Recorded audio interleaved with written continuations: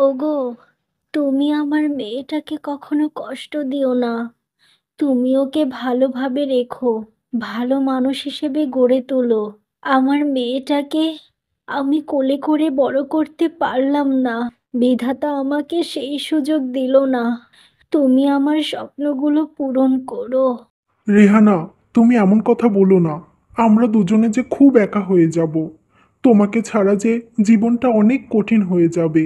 আমাদের জন্য হলেও তোমাকে বেঁচে থাকতে হবে। তুমি একটু ধৈর্য ধরো। আমি এখনই ডাক্তারকে নিয়ে আসছি। না না, তুমি আমাকে ছেড়ে যেও না। ডাক্তার ডেকে আর কোনো লাভ নেই। তুমি আমাকে কথা দাও, আমার মেয়েকে ভালোবেসে বড় করবে, কখনো ওকে মায়ের অভাব বুঝতে দেবে না। আমি তোমাকে কথা দিচ্ছি, আমাদের মেয়ে তারাকে আমি অনেক ভালোবেসে বড় করব। কখনো কারো কাছ থেকে কষ্ট পেতে দেব না। রহিম এমন কথা বলার পরই তারার মা পৃথিবী ছেড়ে চলে যায়। এরপর থেকে রহিমের জীবনে নেমে আসে গভীর অন্ধকার। সে বুঝতে পারে না কি করে ছোট তারাকে বড় করবে। এমনই একদিন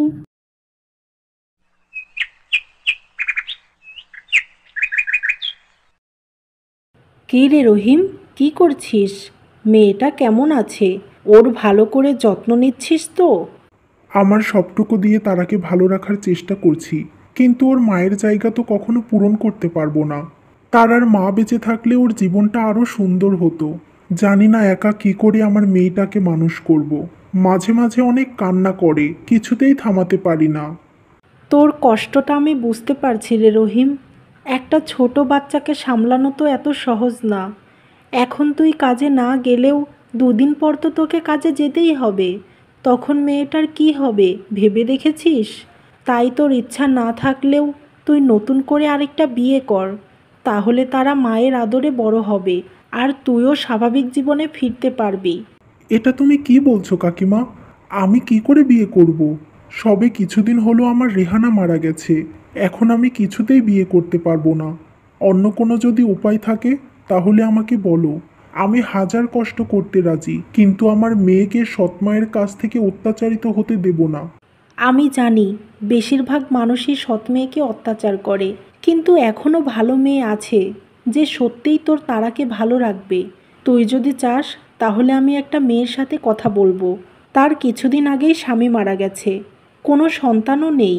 মেয়েটা খুব ভালো, তোর মেয়ের জন্য খুব ভালো হবে। ও আর কান্না করবে না, মায়ের কোলে শান্তি করে ঘুমাবে। এভাবেই রহিমকে বোঝাতে থাকে। এরপর রহিম বিয়ের জন্য রাজি হয়, আর কিছুদিনের মধ্যেই সে মিনা নামের একটা মহিলাকে বিয়ে করে। আমার মেয়েকে তোমার হাতে তুলে দিলাম।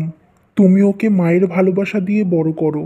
আশা করি তুমি বুঝতে পেরেছো যে তোমাকে শুধু আমার মেয়ের মা হওয়ার জন্য বিয়ে করেছি। তাই তুমি আমার মেয়ের ভালো মা হও। কথা দিচ্ছি, আমিও তোমার ভালো স্বামী হব। আমি সবই জানি, আমাকে এসব কিছুই বলতে হবে না। আমিও তারার জন্যই তোমাকে বিয়ে করেছি। একটা মা মরা ছোট বাচ্চাকে মায়ের আদর দিয়ে বড় করার মধ্যে যে আনন্দ, সেটা নিজে মা হওয়ার থেকে কম নয়।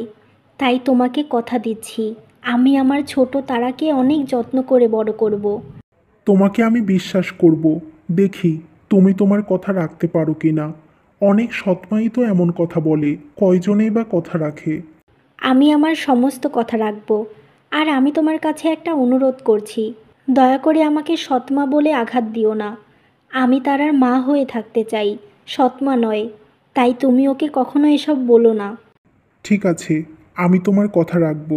এবার তুমি যাও, তারার হয়তো খিদে পেয়েছে, ওকে খাইয়ে দাও।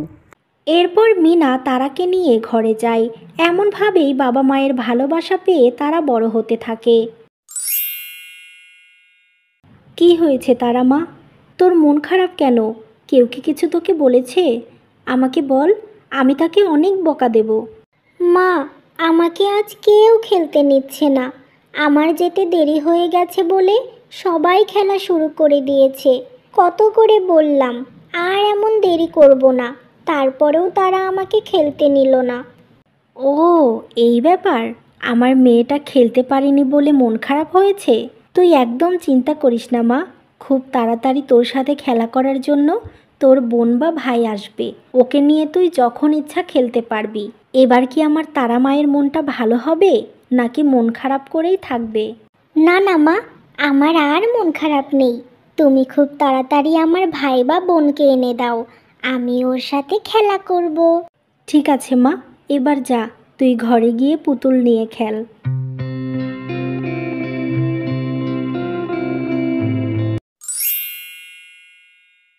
তারা, মীরা, তোরা কোথায়?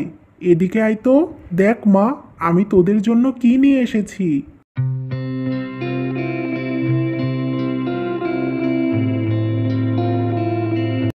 কি হয়েছে বাবা, ডাকছো কেন? তুমি কি এখনই শহর থেকে এলে? দাঁড়াও, আমি তোমার জন্য শরবত নিয়ে আসি। আরে শোন মা, আমার কিছু লাগবে না। তোর মা আমাকে শরবত দিয়েছিল, আমি খেয়ে নিয়েছি। তোদের দুজনের জন্য আমি দুইটা সুন্দর জামা নিয়ে এসেছি। দেখ তো তোদের পছন্দ হয় কি না। বাবা, খুব পছন্দ হয়েছে। তুমি কিছু আনলে সেটা পছন্দ না হয়ে কোথায় যাবে? আমাদের বাবা তো তার মেয়েদের জন্য সব থেকে সেরাটাই নিয়ে আসে। কোথায় আর তোদের সেরাটা দিতে পারি? মন চাইলেও যখন তখন ভালো জিনিস এনে দিতে পারি না। কিন্তু আমি তোদের দোয়া করি, তোদের সব ইচ্ছা যেন পূরণ হয়। বাবা, তুমি এমন কথা কেন বলছো? আমাদের দুজনের কখনো এমন মনে হয় না যে আমরা ভালো কিছু পাচ্ছি না। তুমি যেটা দিচ্ছ, খাওয়াচ্ছ, এটাই আমাদের সেরা জিনিস, সেরা খাবার। তুমি এসব কথা বলে শুধু শুধু আমাদের মনে কষ্ট দিও না বাবা। আপু, দয়া করে তোর আবেগী কথা বন্ধ কর। এই আবেগ দিয়ে কিন্তু জীবন চলে না। আর বাবা, আমার এই দুইটা জামা খুব পছন্দ হয়েছে, তাই আমাকে তুমি দুইটাই দিয়ে দাও। আপুকে আবার পরে কিনে দিও। এখন আমার কাছে আর টাকা নেই, তুই এবার একটা জামাই নে, কিছুদিন পরে তোকে আবার কিনে দেব। বাবা, সামান্য একটা জামাই তো চেয়েছি, সেটাই দিতে চাইছো না? তুমি জানো না, আমার একটা জামা সবসময় পরতে ভালো লাগে না। আর আপু তো এত জামা পরে না, তাই ওর প্রয়োজন নেই। তাহলে আমাকে দিতে সমস্যা কোথায়? আমাকে নিয়েও এখন একটু ভাবো বাবা। মীরা, কি বলছিস কি তুই? তোর বাবা যদি তোকে নিয়ে নাই ভাবে তাহলে জামা নিয়ে আসতো না। শোন, এত জেদ ভালো না। একটা জামা নিয়ে ঘরে যা। আমাকে বেশি রাগাস না। তুই তো ভালো করেই জানিস আমি রেগে গেলে কি করতে পারি।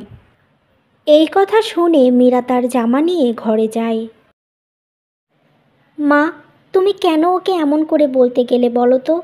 ও ছোট, ওকে বোঝাতে হবে। এভাবে রেগে কিছু করা যাবে না মা। ও ছোট, ওকে বোঝাতে হবে। এভাবে রেগে কিছু করা যাবে না। তারা, তুই ওকে এত ছোট ছোট বলে সব কিছু ছেড়ে দিস না। ও যথেষ্ট বড় হয়েছে। তোর বোন আর সেই ছোট মেয়ে নেই। ওকে একটু হলেও শাসন করতে হবে। তুই ওর বড় বোন, তোকে সম্মান করতে হবে ওকে। ঠিক আছে মা, তোমরা চিন্তা করো না।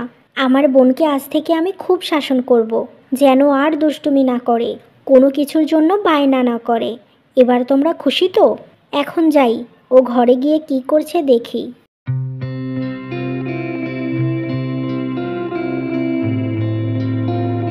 কি ব্যাপার আপু, তুই আমাকে কিছু না বলে ঘরে এলি কেন?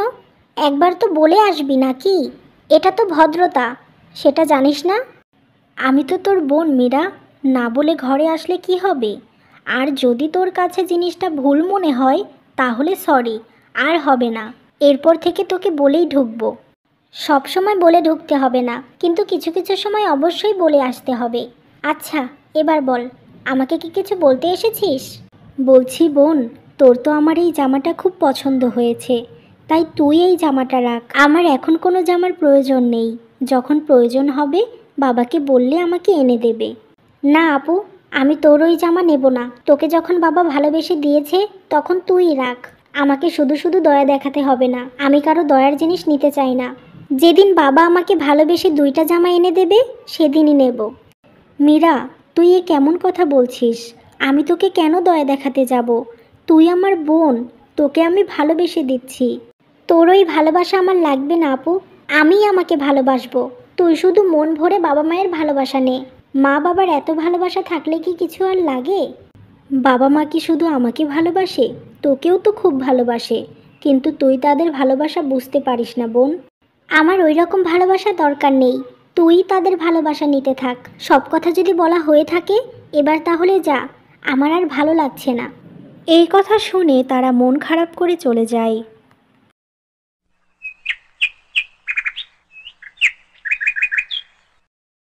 আপা, আপনি কেমন আছেন?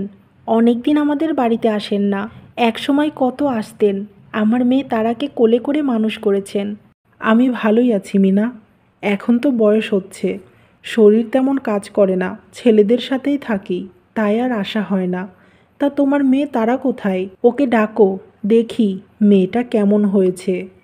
হ্যাঁ, আমি এখনই ডাকছি। তারা, তারা, একটু এদিকে আয় তো মা। কি হয়েছে মা, ডাকছো কেন? কিছু কি লাগবে? বাহ, এটা সেই ছোট তারা। কি সুন্দর দেখতে হয়েছে, একদম পরীর মতো। কত লম্বা চুল, এই চুলের দিক থেকে তো চোখই সরছে না। খুব সুন্দর দেখতে হয়েছে।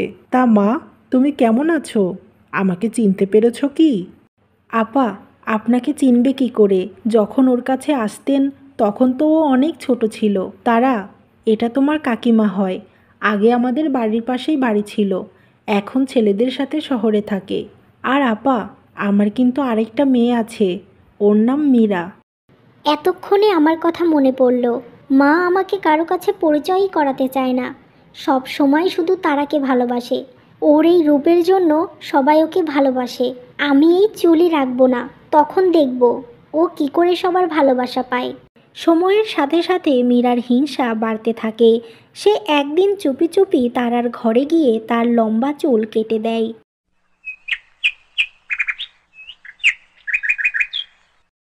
এ কি, আমার চুলগুলো এভাবে কে কেটে দিল? আমার কত শখের চুল ছিল, এসব কি করে হলো?